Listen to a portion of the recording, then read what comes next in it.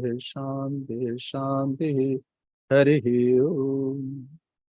Tava Kathamritam Tapta Jivanam Kavi Viriditam Kalmashapaham Shravanamangalam Srimadatam Bhuvi Gnanti Bhurida Jana.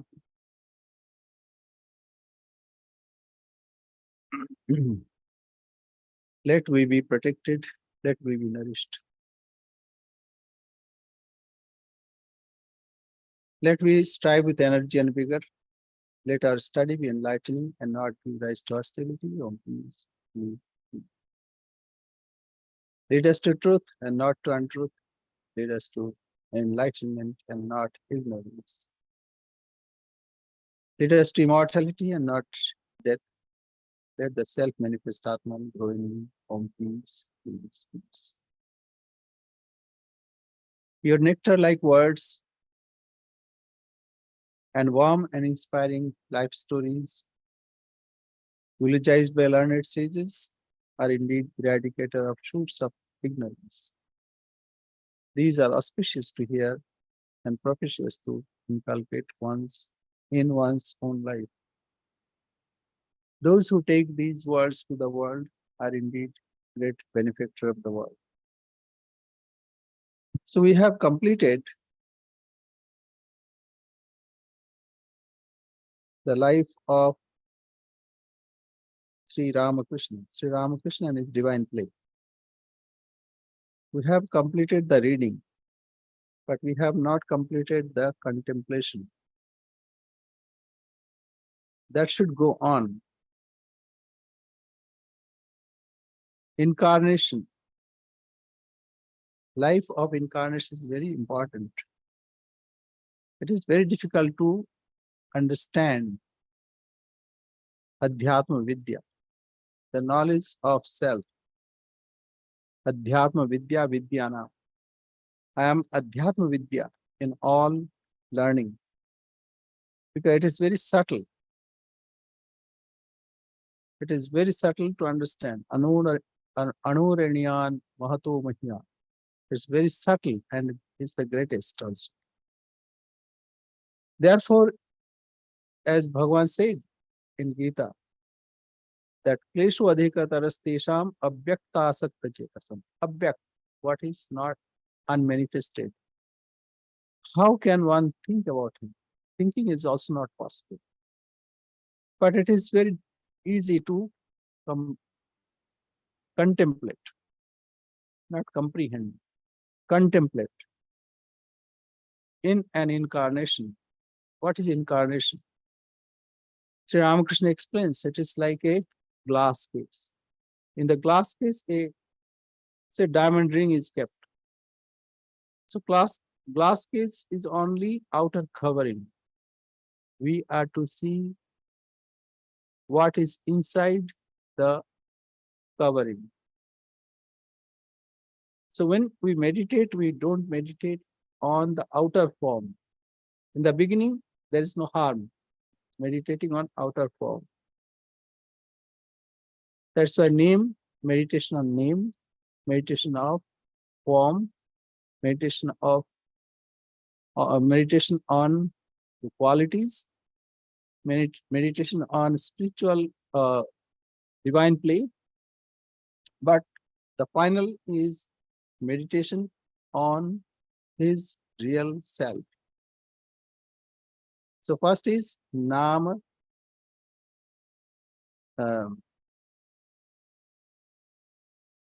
So meditation on name, Nama Chintan, then Rupa Chintan, thinking or contemplation on the form, on the name. So that's why a name is given and one chants that name so that mind should not waver, should not go here and there. As we chant, gradually and gradually we concentrate there. Still mind goes here and there. So one can see the form of God in incarnation. And third is his qualities, divine qualities, that also are to be contemplated. And fourth is, if mind wavers, then one should think of his divine Leela Chintan. So Nama Chintan, Rupa Chintan, Guna Chintan, Leela Chintan, and finally Tattva Chintan, what he really is. So that is the goal. But covering is also important. Say if you want to buy mango and you say, I want only the pulp, you cannot get it. There should be the covering. After that, you remove the covering, eat mango. As Sri Ramakrishna said, you have come here to eat mango. So eat mango, but covering is also important. It's like lantern. If you keep fire, it may burn your stuff. Therefore, there should be a covering so that you are protected from them. Incarnation is such protection. And in and through an incarnation, we meditate.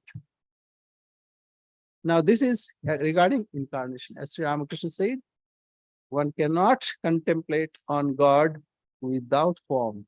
It's very difficult. Some very exceptional people are there, but very difficult. So for ordinary people, it is good to have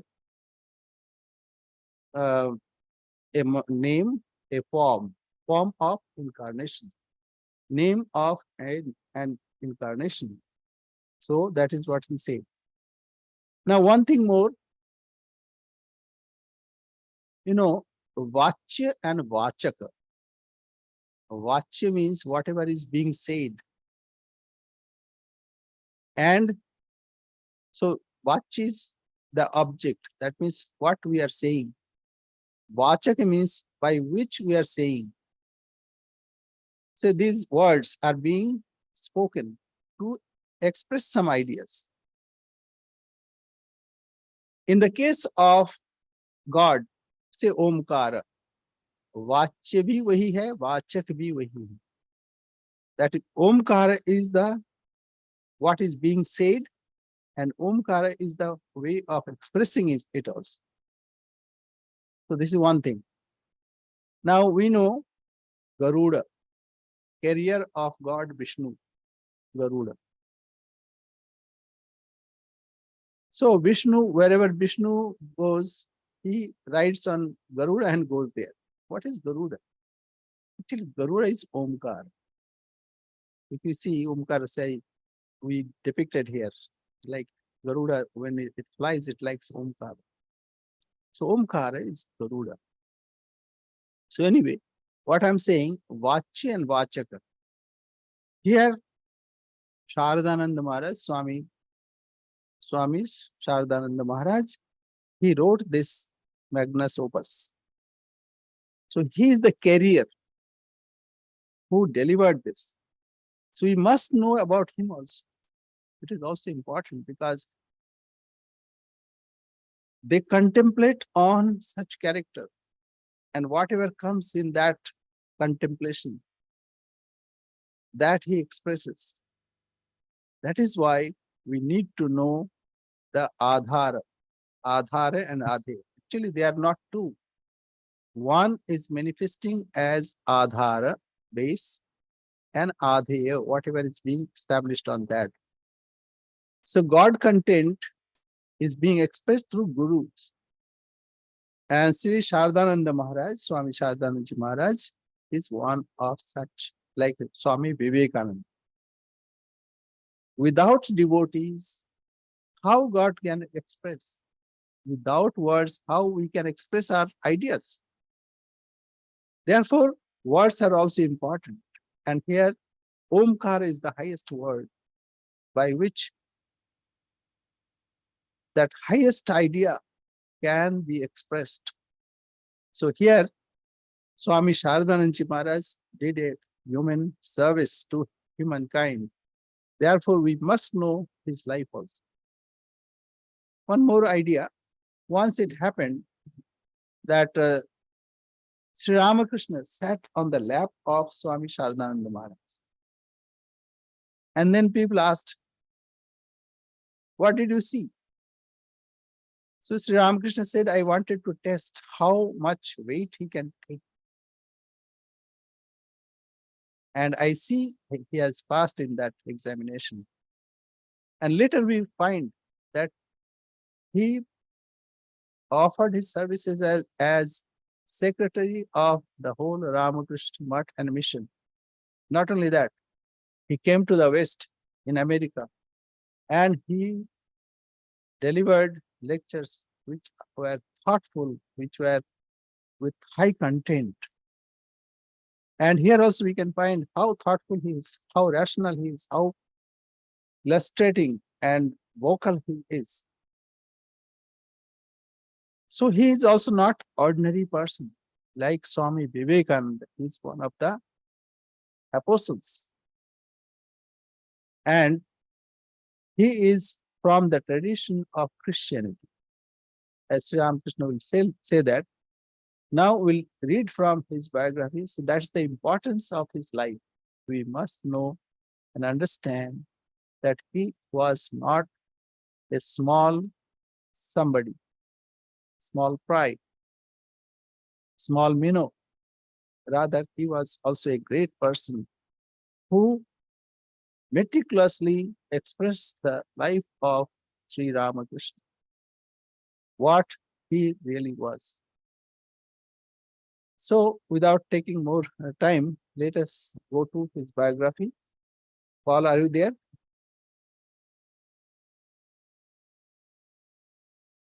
Is Paul there?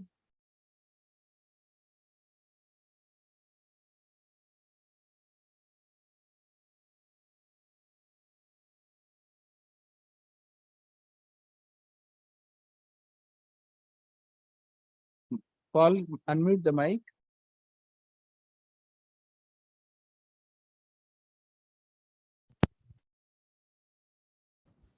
Yeah, is Paul there? Yes. Can you? There we go. Okay, yes, go ahead. I had a little technical difficulty. Sorry. Okay. In a vision, I saw that Shashi and Sharat had been among the followers of Christ, said Sri Ramakrishna. Shashi and Sharat, who were cousins, later became Swamis Ramakrishnananda and Sharadananda in the Ramakrishna order. One day at Dakshineshwar, the master sat on Sharadananda's lap in an ecstatic mood. He later explained to his curious devotees, I was testing to see how much weight he could bear. Later, Sharadananda indeed carried the heavy responsibility of the young Ramakrishna movement for over 30 years. Sharat Chandra Chakrabarti was born in Calcutta on Saturday, 23rd of December, 1865. His parents were devout Hindu Brahmins and quite well-to-do. He was very gentle, intelligent, loving, and unselfish. He was a good student and passed the entrance examination in 1882. In 1883, he was admitted to St. Xavier's College, Calcutta.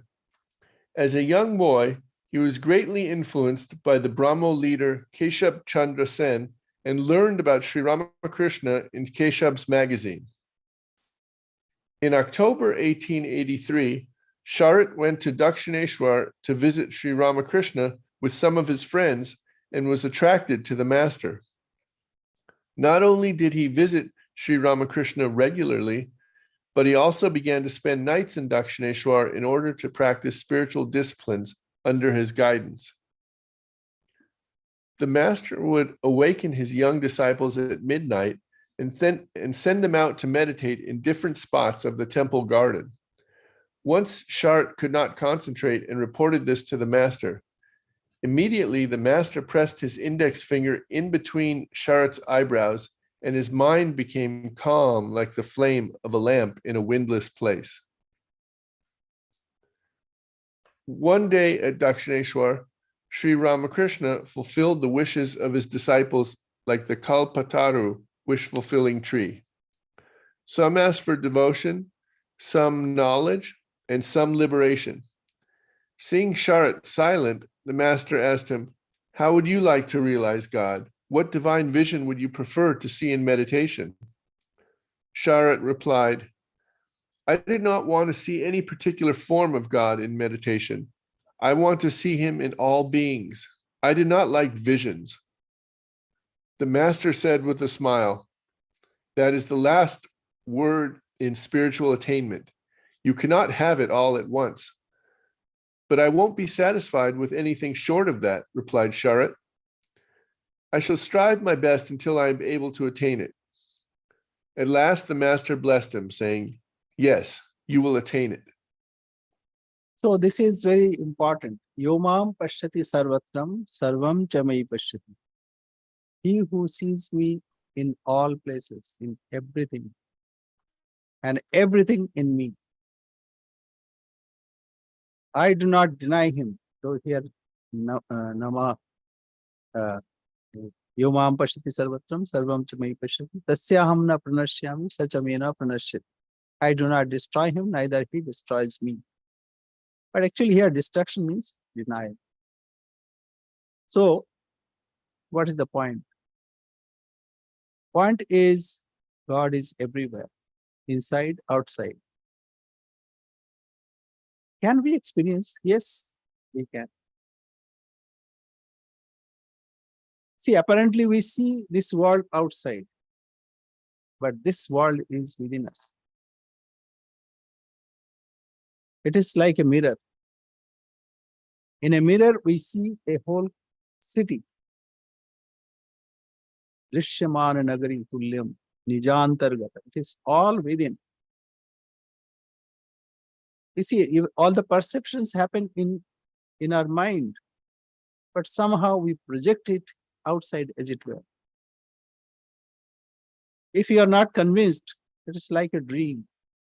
In dream, your eyes are closed and you see the whole world, and you're walking, you're talking, and there are trees, friends, and or some danger or whatever. Everything is there. But eyes are closed, but you see it, you project it. So if it is possible, similarly, in this world, whatever we experience, it is similar. Not exactly the same, but it is similar. So as that is possible, see, in another word, another way, we are conscious being. In that consciousness, everything is floating. Whatever we experience, whatever we perceive, everything floats on our consciousness. Even dreams float on our consciousness. So consciousness is in everything, and everything is in consciousness. So if we see this way, it is possible. Yomam pashyati sarvatram sarvam chamai pashyati. So he who sees me in all being and all being in me, I do not destroy him, neither he destroys me. I do not deny him, neither he denies me. So Sharat wanted to have that. That means that is the highest position. And ultimately the master granted him that. So why? See, this is very important. So Sri Ramakrishna would deliver the message. Message is one should see God in all. In Bhagavad Gita also we find Arjuna asks, please tell me, Keshu Keshu Cho Bhaveshu Chintosi Bhagavan. In what form I should think about you? Please tell me. And then Sri Krishna says, Pashyame Partha Rupani Shatashota Shastra Nana Vidhani Divyani Nana Varnakruti Nature. See my various forms in universal form, in various colors, in various forms. It is me and me alone. It is consciousness alone. Even I am consciousness, he says. So that experience we all should seek. And this message was delivered through Sharat Maharaj, Swami Sharadananda Maharaj. Yes, go ahead. In Call. 1885, Sharat passed the first of arts examination, and his father wanted him to study medicine. but Providence changed Sharat's life. In September 1885, the master developed throat cancer and was moved to Calcutta for treatment. Sharat gave up his study of medicine so that he could serve the master wholeheartedly. As the air of Calcutta is polluted, the doctors advised the devotees to take the master to an open place in the countryside. On 11 December 1885, Sri Ramakrishna was moved to a garden house in Kasipur, a suburb of Calcutta close to the Ganges. Sharat and other young disciples of the master also moved with him to take care of their guru. Okay, so what is this point? Point is, in Mundaka Upanishad it is said that those who want to realize, they take shelter with a realized person. And here, Guru. And service of Guru is very important from that aspect also. Now, in our order, Sri Ramakrishna is the Guru. All other Gurus are only conduit of Sri Ramakrishna. So, when one serves Guru, that means in our order, Sri Ramakrishna, what we do? We get the highest knowledge. In service, we become one with the person whom we are serving. Therefore, service is very important. Tad viddhi pranipatena pariprashnena sevaya. Know him by humility, pranipatena pariprashnena, with asking questions. Wherever there is doubt, you must ask a question. Question means, doubt means you are thinking, you are contemplating on that. If you have no question, that means you don't give enough attention to that. So pariprashnana and sevaya, service. Service is very important that way. Because then as you serve, as Hanuman served Rama. So Rama opened his heart. It is not from Rama's side, it is more from Hanuman's side. Hanuman opened his heart through service. And therefore he received it. So Hanuman is a kind of carrier of Rama and carrier of his ideal. And still he is doing that. So the point is service. And Swami Shardananji Maharaj offered his services to Sri Ramakrishna, his guru, who was ailing that time. And he abandoned his academic career. Yes. Day and night in Kasipur, Sharat witnessed the final divine play of Sri Ramakrishna. On 1st January 1886, the master went for his last walk in the garden and became the Kalpataru. He blessed many devotees, saying, "Be illumined." Sharat and Latu were then busy cleaning the master's room, but they witnessed that historic event from the roof. Later, when somebody asked Sharat why he did not go to the master for blessings that day, he replied, "I did not feel any necessity for that. Why should I? Was not the master dearer than the dearest to me? Then what doubt was there that he would give me of his own accord anything that I needed?"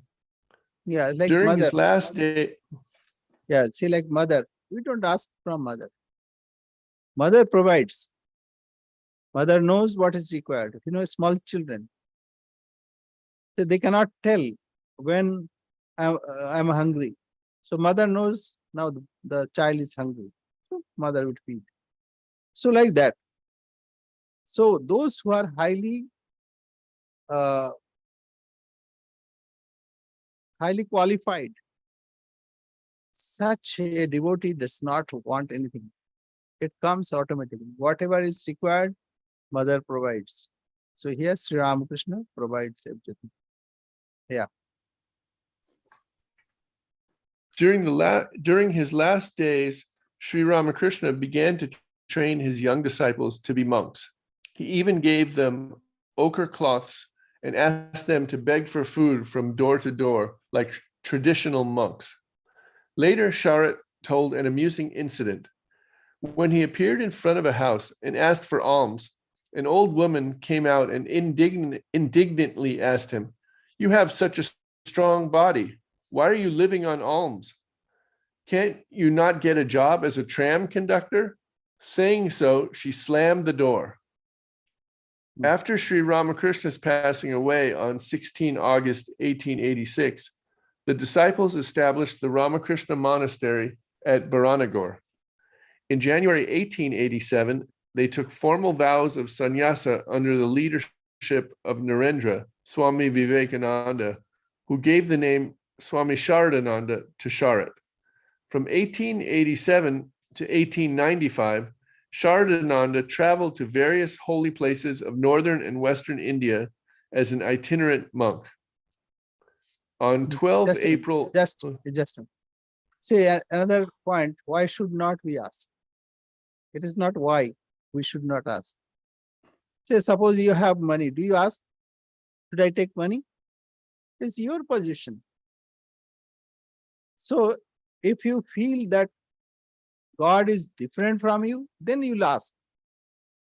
But when you feel God is me, my real self, or so very close, He's my parents, father, mother, Dayita Tamasi, everything. You are my friend, philosopher, guide, everything.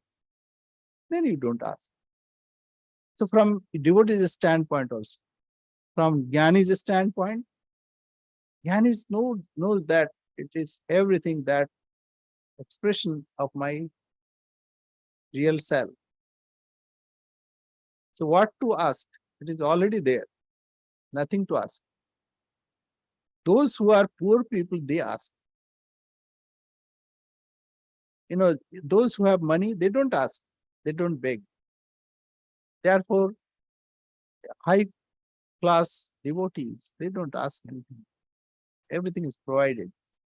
Sri Ramakrishna would say that a prince gets his pocket money without asking. So it is like that. Prince doesn't bother. It comes automatically. So these are great disciples of Sri Ramakrishna, who himself was established in renunciation. So they were all various manifestations of Sri Ramakrishna, who were also manifested renunciation. And that is why they did not ask. And another thing, when they used to go for begging, it is to have humility. For ordinary need or bodily need, sannyasis go to the world. It is not for him, but it is to bless the householders. So in India, that is allowed, not here. Here, food comes automatically. It is like ajagar. Ajagar means ajagar vritti. Ajagar means python. Python never goes from its den. It's a hole. Food comes to the python. So in foreign countries, no need of begging, food comes automatically. But in India, that's allowed. And it is not for the sannyasis, but for the householders. Yes. On 12 April 1890, Sharadananda, Turiyananda, and Vaikunta left Rishikesh for Gangotri, the source of the Ganges. Kedar and Badri, three important holy places located at high altitudes in the interior part of the Himalayas. Each Swami carried 2 blankets, personal clothing, and a walking stick, but no money. They began their journey barefoot on the trail. At that time, traveling in the Himalayas was not only very difficult, but also dangerous. Some days they had to go without food and some days without shelter. However, This pilgrimage was full of thrilling experiences for them. But one thing I wanted to say, his name. Swami Vivekananda gave him name Sharadanand, like who enjoys the bliss of Sarada. So that time, nobody knew that Sharadanandji Maharaj will serve Holy Mother Sri Sharda Devi. And later he did. And for long years, he looked after Mother Sri Sharda Devi. After Swami Trigunathithanandji left for the USA, so from that onward, he served Mother for about 20 years. So that is why name was given Sharadanand. So it is all ordained, as it were. Everything was inspired, as it were. And Shashi was given Ramakrishna Ananda. And he served Guru Maharaj like a ardent servant, all the time attending Sri Ramakrishna. In Chennai, the roof was leaking, so he put the umbrella. The whole night he was holding that. So this is this we can see how Ramakrishna Leela expressed itself in course of time. Yes, now please go ahead. On the fourth day, Sharadananda developed a blister on one foot, and it became difficult for him to walk. He asked his companions to go ahead and reach the nearest village before evening, then try to get help for him. He would wait for them by the side of the road. When they had left, Sharadananda began to crawl towards the village. In the meantime, the workers of Kali Kamli Baba's ashrama, who provided free food to mendicants, were carrying food on their horses along that same road. They put Sharadananda on a horse and dropped him off at the nearest village. Sharadananda arrived just as Turiyananda and Vaikunta were preparing to rescue him. All were happy and realized the grace of the master. They stayed in the village temple for 3 days while Sharadananda recovered. At last they reached Gangotri and spent 3 days at Kalikamli Baba's ashrama. That time it was really very difficult. People used to walk all through the road, and it was cold. It was very difficult to go. And this Kali Kamli, a monk, opened some inns on the roadside. So people used to take rest there. And another thing, that such kind of pilgrimage is a part of a monk, so that he totally depends on God. Through that pilgrimage, one practices dependence on God. Even today, people go for Narmada Parikrama. Narmada is another river like Ganga, very pure. So that takes about 6 or 7 months. And during that time, sometimes there is no food, there is no shelter. One has to go through it. And by the grace of God, when one completes, and they are a totally different person. Yes. Oops. In 1893. Yep. In 1893, Vivekananda represented Hinduism at the Parliament of Religions in Chicago, and the news of his success reached the brothers at Alambazar. Sharadananda again left for pilgrimage, this time to West India, where he visited Jaipur, Pushkar, Mount Abu, Dwarka, Prabhas, Junagadh, and Chittor. After returning from that pilgrimage, he nursed Abhedananda, who was seriously ill from a severe infection in his feet. Under Shardananda's care, Abhedananda was cured after 3 months. Shardananda also took care of Yagneshwar Bhattacharya, a householder devotee of the master, who was dying from tuberculosis. Forgetting himself, Shardananda served everyone throughout his life like a loving mother. So one thing that all these names are uh, in Gujarat or Rajasthan, that means western side of India. And secondly, Abhedananda means later who came to the USA, uh, Swami Abhedananda. He was very, he stayed in the States for about 20 years. Yes. In Europe and America, after spreading the message of Vedanta in America and England for several years, Vivekananda desperately needed an assistant to continue the momentum. He wrote to Shardananda in India and asked him to come to England. Shardananda was reluctant at first, but then he went to the Holy Mother and sought her advice.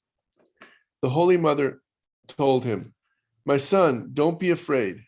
You should go to the West. The Master will protect you and will be with you wherever you go." In March 1896, Shardananda left for England and arrived there on 1st of April. On the way, his ship was buffeted by a hurricane in the Mediterranean Sea. All the passengers were in a great panic, the Swami recalled. Some were crying, some were running here and there in fear, some were shaking out of nervousness. The whole scene was frightening, but I was not afraid in the least. My mind was as steady and calm as the needle of a compass. When the ship stopped at Rome, he went to visit St. Peter's Cathedral. Standing in the front of the sanctuary, his mind became absorbed in his previous incarnation, and he lost outer consciousness for some time. In London, Shardananda was the guest of Mr. E.T. Sturdy, a student of Vedanta. Vivekananda arrived there at the end of April 1896. The two Swamis had not seen each other for a long time. Shardananda told Vivekananda all the news of their brother disciples at the Alam Bazar monastery and of their activities in India. It was a most happy occasion. So Saradananji's mind was very calm and he would never be angry. So Swami Vivekananda would call him Bele Mache Rakto. That means a kind of fish, mud fish. So it is never warm. So anyway, but his mind was very calm. It's like Ganesha. And that is why he could take all kinds of stress and strain, because it was not easy to guide an organization, nascent organization, in that time when India was subjugated by Britishers. Okay. Beginning in May 1896, Vivekananda began a whirlwind of activity in London. 5 classes a week, Jnana Yoga lectures on Sundays, and meeting new people. Shardananda attended Swamiji's lectures and learned how to give talks to audiences in the West, as he had no previous experience in public speaking.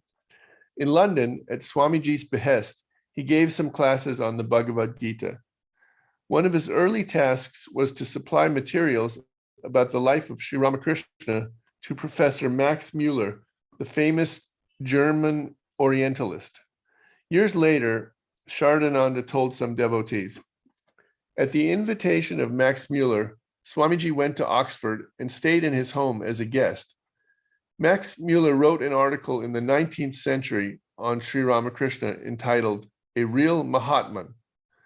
He asked Swamiji to furnish him with enough material for a book so he could write about Sri Ramakrishna in greater detail.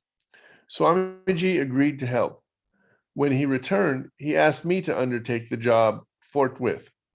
I worked hard and gathered all the incidents in the life of the master and the teachings of the master and showed the manuscript to Swamiji. I thought Swamiji would edit it and make extensive corrections. He didn't do that. He simply changed a few words for fear of exaggeration and sent the whole manuscript to Professor Mueller. As I remember, Professor Mueller incorporated the complete manuscript in his book, The Life and Sayings of Sri Ramakrishna, and published it without making any alterations. Yeah. So real Mahatman. So why this was the heading, because that time people used to think that Mahatmas are in the Himalayas, and it is one should go there and meet them, etc. But then Max Muller indicated that Sri Ramakrishna was real Mahatma. It is not that one should go to Himalaya to find such a Mahatma. Rather, one should not um,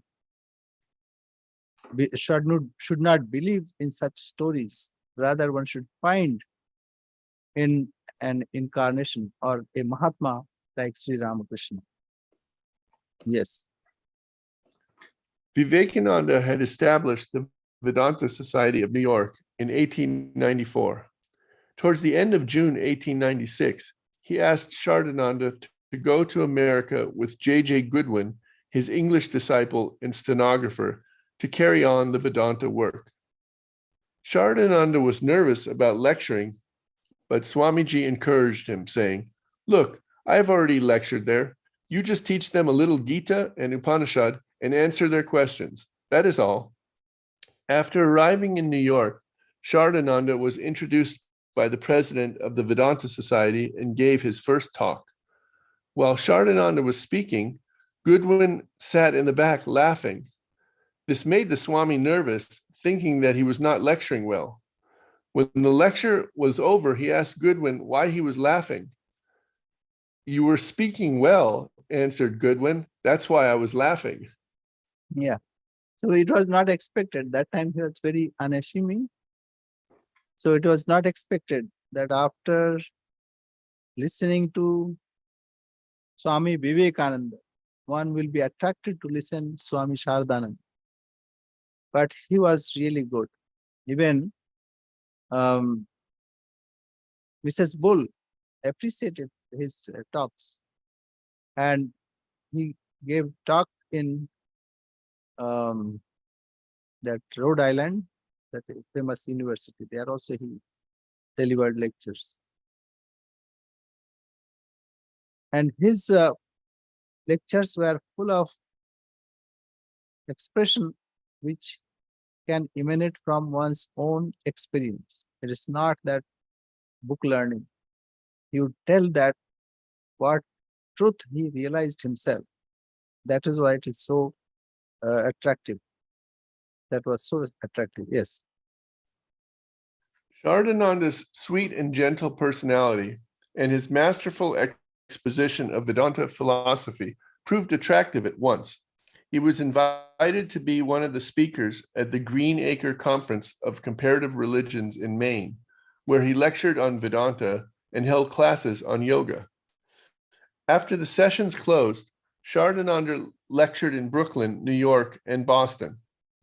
At the Brooklyn Ethical Association, he lectured on the ethical ideas of the Hindus. Everywhere Saradananda went, he made friends and drew staunch followers of Vedanta. Finally, in January 1897, he settled down in New York to carry on the Vedanta work in an organized way. One time in New York, a woman sought the Swami's help regarding some terrible psychic experiences. At night, the furniture of her room moved around, the windows flew open, she felt an unknown presence, and some formless being lifted her body a few inches off the floor. After reflecting a few moments, Saradananda said, "I am glad you have come, but if you ask my opinion, I will say that these experiences are the result of a weakened state of mind. Please train your mind firmly to think thoughts that are wholesome, good, and beneficial. By invigorating thoughts alone, these occult phenomena and psychic experiences can be averted." The Swami gave her some spiritual instructions and asked her to meditate daily, and read inspiring books. This eventually solved her problems. Yeah, many people think, these are great experiences. It is nothing. One should experience one's real self. That is important. All these phenomena that we see in nature, it's nothing. Even great phenomena, even stars crumble. Say like galaxies merge with each other. These are nothing. It's all objective. But the main idea is to realize one's own self. That is important. And people come with, I have a great dream. In dream, I did this and that. It's a dream. Forget about it. Oh, I experienced this. Oh, it is everything. It's all objective. Objective understanding. Be subjective. Throw all objects. So this way one can achieve the highest. It is not just to be flabbergasted by objective experiences. Yes. Sarada used to hold classes regularly in Montclair, New Jersey, where he would stay at the home of Mr. and Mrs. Wheeler. Swami Atulananda,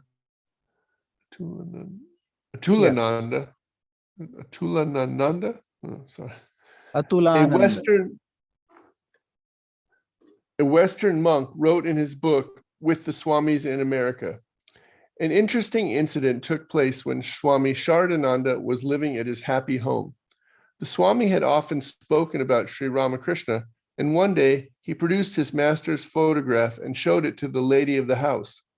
"Oh, Swami," she explained, "it is the same face." "What do you mean?" said the Swami. And then she told him that long ago, in her youth, before she was married, she had a vision of a Hindu and that it was the same face that now she saw in the photograph. It was Sri Ramakrishna, she said, but I did not know it until now. I was so much impressed and charmed at the vision at the time that I remember the face very distinctly, and I have been going about here and there ever since I had the vision, wherever I heard that a Hindu had come to America, but I was always disappointed, not finding the same face. And now at last I see that it was Sri Ramakrishna. Yeah, so Sri Ramakrishna does his own work. Okay, just before saying something about this, what we say. So when people come and say, I had this dream, and then I had this experience. We say, okay, very good, very good, very good. Go ahead, don't worry. So we encourage, not that we discourage, because whatever one experiences, that helps. Because experience teaches us. Even if it is something wrong, by that also we learn in course of time. So we don't discourage. Rather, we say, okay, go ahead. Don't worry about it. It is nothing. So go ahead. So, this Sri Ramakrishna, the face of Sri Ramakrishna, the silent, the face of silence, face of silence. But it happened in Australia also, not Sri Ramakrishna, but an army officer. He went to buy some wine to celebrate his birthday. So when he was carrying that and going home, all of a sudden he saw the vision of Swami Vivekananda. He did not know who is this. And Swami told, what are you doing? Why you are ruining your life? And then when that experience was there, he threw away all wines, etc. And later he joined Ramakrishna order. I think Viresh Chaitanya, he got named Viresh Chaitanya. And also he was contemporary of Swami Bhuteshanandji. So he's one of the Australians. What is the point? Point is, Sri Ramakrishna Leela is spreading like this. It is silent, but it is very profound. It is full of strength. It is not fake. We may be less in number, but it's very strong. And it is spreading. Swami Ritajanandji arranged a meeting in France. And he was a bit worried whether it will be successful or not. But to his utter surprise, when that function happened and many people came, he was completely say out of wit that how it happened.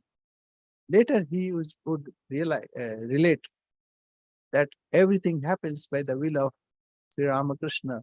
So this is happening even today. We don't go and we do not advertise. People, when they are seeking in real term, then they come here. So this is very important. So that lady was also a great lady who had the vision of Sri Ramakrishna. And this, she was not alone. It happened to many people. Yes. Referring to this incident, Saradananda later recalled, "The master chooses his own men and women. We are mere instruments in his hands. It is a privilege to work under his banner. In America, he had already prepared the ground for me. I was not alone. He brought to me men and women of exalted character who helped me in our work and bore great love for our master." Yeah. Just So at this time, one correction. Maybe it is not Ritajanandji, but the monk who was before Swami Ritajanandji. I think Siddheshwaranand or some. Anyway, that happened. That function was organized, and it was very successful. So I'm not sure about at whose time it happened, but it happened. Yes. Go ahead. just at this time, when Saradananda was at the height of his usefulness in America, Vivekananda recalled him to India to help him organize the Ramakrishna mission at Belur. After having stayed 2.5 years in America, he sailed for India with Mrs. Ole Bull and Miss Josephine MacLeod on 12th January 1898, handing over the responsibility of the Vedanta Society to Abhedananda. Saradananda reached London on 20th of January and Paris on 21st January. The party left for India via Rome. They arrived in Calcutta on 8th February 1898. Swamiji and other monks went to Howrah station to receive them. Back to India. On 3rd February 1898, the Ramakrishna Monastery was moved from Alambazar to Nilambar Mukhopadhyay's garden house in the village of Belur, and a nearby plot of land was purchased on the bank of the Ganges, where the permanent home of the order could be built.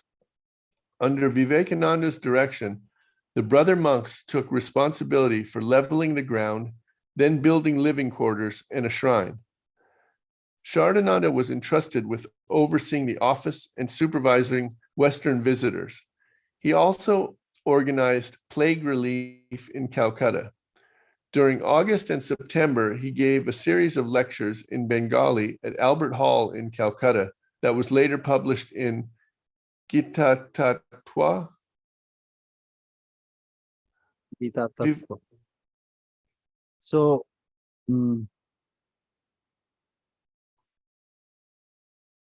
Swami Saradananda.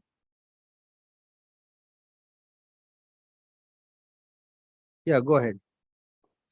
Vivekananda framed the rules and regulations of Belur Monastery.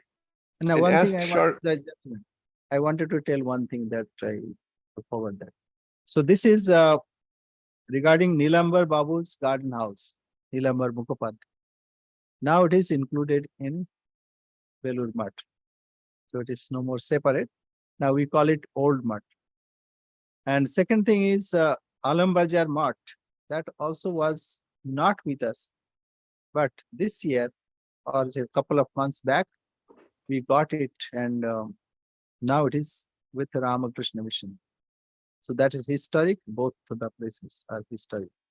And at Nilambar Babu's garden house, that means Old Mutt now, where mother had Panchatapa, the penance with 4 fire and sun on above head. So that way, mother did penance there. So very, very important place of pilgrimage. Yes, go ahead. Vivekananda framed the rules and regulations of Belur Monastery and asked Sharadananda and other brother disciples to implement them and train the young monks accordingly. With the vision of a seer, Swamiji knew that Sharadananda would play an important role in the life of the organization he had founded in order to fulfill the mission of their master. Sharadananda was endowed with remarkable devotion and steadiness, sound judgment, and a tender heart, and was also acquainted with Western methods of organization. Swamiji made Brahmananda the president, spiritual head, and Sharadananda the general secretary, executive head of the Ramakrishna Mutt and Mission. For nearly 3 decades, 1898 to 1927, Sharadananda was the chief organizer of the Ramakrishna order in its manifold activities. Yeah, like a chance came to him to become president, but he said no. Swamiji made me secretary, general secretary, so I'll discharge my duties as general secretary. So a great sacrifice even from that standpoint. Yes, go ahead. Sharadananda was a born leader. He always considered the youngest member of the order his equal and was perfectly just and democratic in his dealings. Whenever there was a lack of servants in the monastery, he would offer to share responsibility for the menial and domestic chores along with younger members. He never judged anyone or anything without considering all sides. Hasty judgments or decisions were foreign to his nature. This, of course, stood him in good stead as the general secretary of the order. Everyone was sure to get a hearing from him. He never listened to slander. He followed Swamiji's instruction to allow slander to enter one ear, only to throw it out by the other. In December 1899, Sharadananda was invited to give some lectures in East Bengal, now Bangladesh, and he spoke on Vedanta, yoga, and various religious topics. One day, some devotees asked him to talk about Sri Ramakrishna. Sharadananda said with a smile, "It is futile to try to understand the master as long as one has a little bit of ego. The more I grow, the more I see that I could not understand the master. Only Swamiji and Nag Mahasaya understood him to some extent. We are his servants. We are just trying to obey his orders. I shall understand him when he makes me understand out of his mercy. I get scared when I speak about the master. Even Swamiji said, unknowingly trying to make the master great, I may make him small. When a person like Swamiji speaks this way, what to speak of others? Meditate on the master, and he will undoubtedly reveal himself unto you. Have faith. How little we have understood the infinite master." Name vidu suragana prabhavam na mahesh. So even Maharshaya, Name vidu suragana na Maharshaya. That means even great rishis and divinities, they do not know me. Sri Krishna says. So divine incarnation, it's very difficult to know. Why? Because these are objects, objective, the created being. How can a created being understand who created it? You see, like a story, the character of the story cannot understand the writer of that story because he's created by the author. How can that character understand the author? He cannot. So God creates the jiva. So from jiva's standpoint, he cannot understand the motive and the reality of Godhead. Only when he wants, then only one can understand. It is like this. The author writes his characteristic and expresses through the character. So like that. Therefore, when one tries to understand by the grace of God, if that is revealed only, then he can know about it. Yes. So should we complete this one? A little more remaining. Yes. Okay. Saying so, Shardananda's voice choked. His body became motionless. Tears rolled from his half-closed eyes. His breathing stopped, and a divine beauty was reflected on his face. The audience was dumbfounded. After a while, saying, Ramakrishna, Ramakrishna, the Swami came back to external consciousness. He returned to Bellarmut on 13 January 1900. Once Swamiji sent Shardananda to Calcutta on an errand. When he learned that it had not been done, he rebuked him with harsh language. Shardananda remained as motionless as a statue. When tea was served, he began to drink it as if nothing had happened. Disappointed, Swamiji commented, Sharat's veins carry the blood of fish. It will never warm up. Observing that Shardananda was free from anger, Swamiji teased him at other times, saying, Your veins carry frog's blood or the blood of sandfish. Swamiji knew that this noble even-mindedness is necessary for the head of a monastic order. Vivekananda passed away on 4th of July, 1902, and the responsibilities of organizing and managing the growing work of the order fell on Shardananda. But Shardananda always consulted with Brahmananda, the president, when making any decision on serious matters. He also became the caretaker of the Holy Mother and bought a house for her in Calcutta that is now called Udbodhan, or Mother's House. Yes, he constructed, and to pay off the loan, he had to write this magnus opus. So that is why he started writing the life of Sri Ramakrishna. So everything happened by the will of God, and he was a great instrument in the hands of God. That's a great life. So Akshay, you have any question? Yes. Okay. But Yes, go ahead. like the higher devotees, they don't need to pray to God also. There is no harm praying. There is no harm. Rather, that shows that you want. It is that highest devotees, they don't. But, it is said that you have to weep. Then only you can catch the attention of your mother. Right? So child is hungry. How does he or she expresses? By weeping. Then mother knows that he must be hungry. Okay. So that way, you're not asking ordinary things. You are asking for the highest. So there is no harm. Okay. So, like highest devotees, that means they are already realized. For him, there is nothing to achieve further. That's why they don't ask. But you have not achieved. What is the harm if you ask? There is no harm. Right? That way we can understand, okay, you want to know this. It's like this question. You ask this question, then answer comes. So asking question is valid. Asking question is whatever we don't understand, we clarify.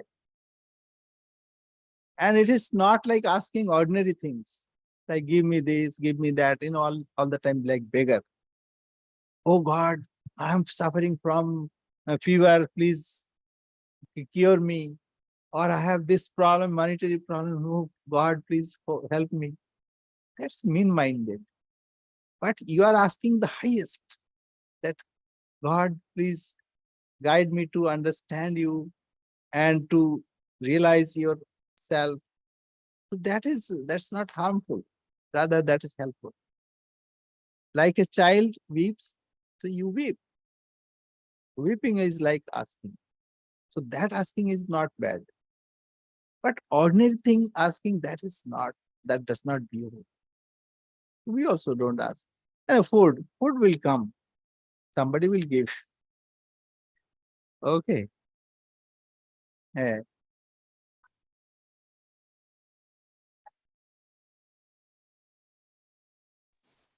someday Morgan. science. Okay. You can understand that. You made yourself. What you are today, it is your making.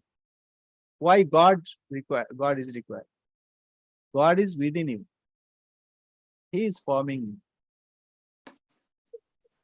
Yeah. He's doer and he's not doer also. Namam karmani limpanti name karma phale spriha. Karma does not taint me. So I have no karma. Nahi kartavyam trishu lokeshu kinchan. I have no work in the whole three worlds. But still I keep on doing. How he does it? When you are in work, you'll know that you are working. When you are in dream, you know you are dreaming. And you are in difficulty also.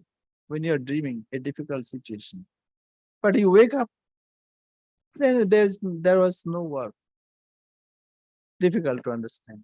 But God, like he works and he does not work. Naiva kinchit karomiti yukta manyeta tattvavet. The knower of self knows that I do not do anything. Everything happens in course of time or in course of nature. Naiva kinchit karomiti. I do not do anything. Who? The knower of self knows. Question, ashnan, jighan, ashnan, swapan, swasanapi. Though everything is done, but nothing is being done. Say say like you are lying down on a bed and you are walking and you are talking and you are doing all sorts of things. And all of a sudden you wake up. Did you go somewhere? You'll find yourself on your bed. So ajnanena abritam jnanam tena mujhanti jantava. So people are confused this way. It is covered by ajnana, ignorance. Okay, don't worry about it. As you understand, you keep on doing. So God does everything from one perspective. In another perspective, he does not do anything. Because work is in ignorance. Work and knowledge cannot go together. Okay, all these are various perspectives. Okay. As you understand, you think, yes, God does everything. God does everything for us. There's no harm. But this also keep in mind, like God is beyond all conception. Yeah.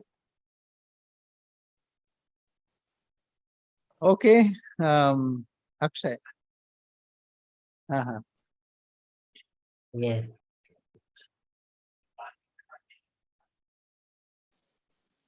No. When Swami Sharadananda was visiting here, do we know of any other incident where he remembered his past life or incarnation or any place or any other incident? Do we know? Say it again. I said, Swami Sharadananda's Thakur said he came with Jesus in previous life. Do we know of any other incident that he remembered while he was visiting Yeah, here yeah. in When he saw the Sistine Chapel, he realized, oh, he realized, and he was unconscious that time. He remembered his previous life. You see, these are not very helpful. What is there if somebody else, say like even Avatara, realizes something? We are to realize. If I say, okay, he ate mango, Alfonso mango, that will add to it. Yes, I know he ate that much. We are to eat mango. We are here for eating mango. Okay. The question that whether incarnations have samskaras or not. No, they have no samskara. Samskara, when we work, we have impression, residual impression of our work. Say we are studying this. As you attend these classes, a samskara is made. And that leads us. But for incarnation, they are realized already. It is like this, like an actor. Like an actor comes on the stage and he behaves like a beggar, but he knows that he's not beggar. But he imitates exactly like a beggar. So he has no impression of his previous birth as beggar. I mean, you can relate that way. But a beggar on the roadside, he's a beggar. So those who are jivas has samskaras, residual impressions, not incarnations. But how they come to this world? When they see, okay, now it is right time. Paritranaya sadhunam vinashaya cha dushkritam dharma sansthapanarthaya sambhavami yuge. Ajopi san abhyatma san. I am aja, unborn. I am unborn, but still I take a form. As you advance, you will understand gradually that Sri Ramakrishna is not born. So the other day somebody asked, what happens after he goes away? I mean, he goes from this world. Does he reincarnate? So I said, it is like a child. He wanted to go to his grandparents and he wanted to go alone. So after his insistence, then his parents agreed to that. And then father came to the station and instructed everything, repeated everything 2-3 times, what you have to do, what you are not to do, not to get down at the station and not to talk to people. And he instructed that same thing from the window. And then he said bye. And then, before that, he wrote something on an envelope and gave him, said, if you are in distress or if you have any worry, please open this. And then he left and said bye. But the child was very happy first, but when a situation came when he was afraid what to do, and then he opened that envelope, and in that envelope it was written, not to worry, I'm in the next compartment. So Godhead comes, like he appears before us to help us. He does not disappear. He is very much with us. And he has no samskara. He is your real good samskara who inspires that divinity that's already within you and incarnates to help you. And he does not diminish. He's not bound by any samskara, not residual impressions. It is his real nature, and he is awakened within you. And when he is awakened within you, he does not die. He does not reincarnate. He is awakened as you are awakened after your dream. So he has no samskar. Thank you, Swamiji. Yeah, Thank you. yeah, yeah. So, what happens about Sharadananda Maharaj? They are companions of God. It's like Kalmidal. Kalmidal means like a kind of herb or creeper. If you pull one, then all comes. So Sri Ramakrishna came along with his own retinue. Say like the president of the United States, if he goes to foreign country, what happens? All his retinue go there. Political advisor and the press advisor and this said and security people all guard him. So whenever Sri Ramakrishna or incarnation comes, all his retinue also come. So it is not that Vivekananda, etc., and Sharadananda, they had previous samskar. They are companions of God. And for that matter, you are also somewhere linked.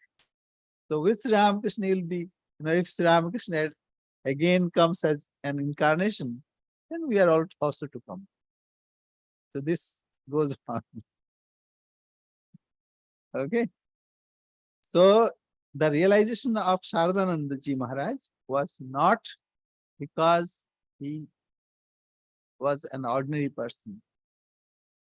He incarnated at the time of Jesus Christ, and he again incarnated at the time of Sri Ramakrishna incarnation. And not only that, Swami Shivananda Ji Maharaj was from Buddhist tradition. Swami Vivekananda is from Akhandir Ghar. Akhandir Ghar means the house of individuality, not to be divided. It cannot be divided. Akhanda Ghar, Akhandir Ghar. So from various traditions, Ramakrishna brought his companions, so that here all are put like a bouquet, all flowers from various traditions to make a wonderful bouquet. Yes, thank you. Akshay, very good question, and also Linda, very nice. Thank you. Question means that you are thinking, you try to understand, and even if say ordinary thing, don't hesitate to ask. If you don't ask your mother, to whom you have to ask? Okay. Thank you, Swamiji, because my question came out of Akshay's question last week. Yeah. So it's like an extension of that. So thank you. Yeah. Thank you. Okay. Then. Om Purnamada Purnamidam Purnat Purnamudachyate Purnasya Purnamadaya Purnamevavashishyate. Om Shanti Shanti Shanti. Harihi Om Tatsat. Sri Ramakrishna Arpanamastu. Jai Ma. Jai Ma. Good. Pranam Maharaj. Ravi. Pranami.